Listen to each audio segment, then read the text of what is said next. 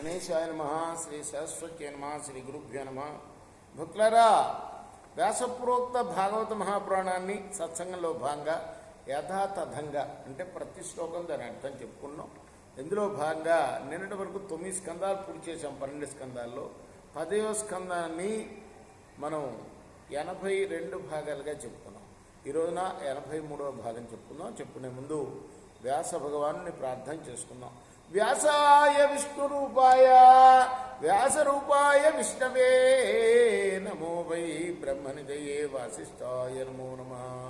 క్షేత్రపాలకుడైన ఆంజనేయ స్వామికి నమస్కారాలు చేసుకుంటూ సమర్థ సద్గురు సాయినాథ్ మహారాజ్కి జయ అని చెప్పుకుంటూ ప్రారంభం చేద్దాం.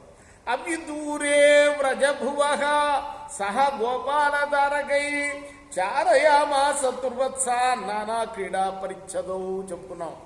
కౌమార దశకు వచ్చారు.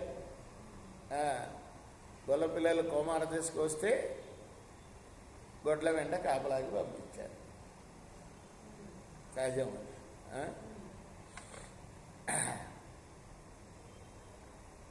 గోవత్సాలని అంటే ఆవుదూడల్ని మేపుకుంటూ తమ తమ ఆటలు కొనసాగిస్తున్నారు.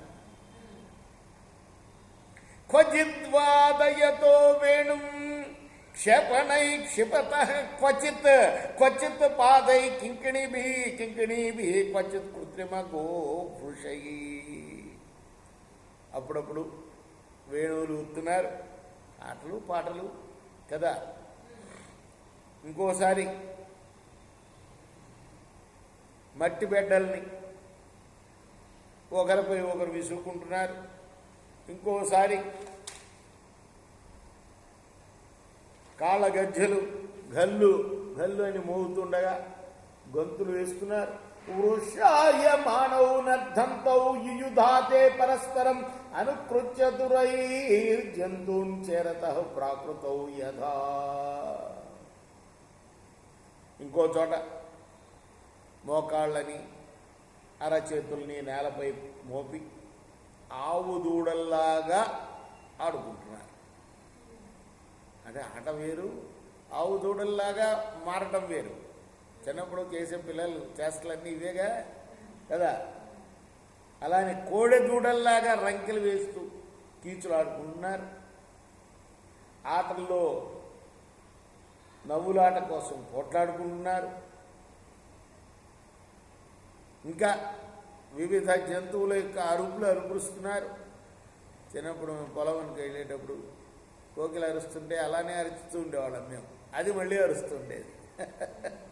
ఇక్కడ జీడిమట్ల వెనక హెచ్ఎండి ఫ్యాక్టరీ వెనుక మా పొలం. ఎక్కడి నుంచి నడిచి వచ్చేవాళ్ళం.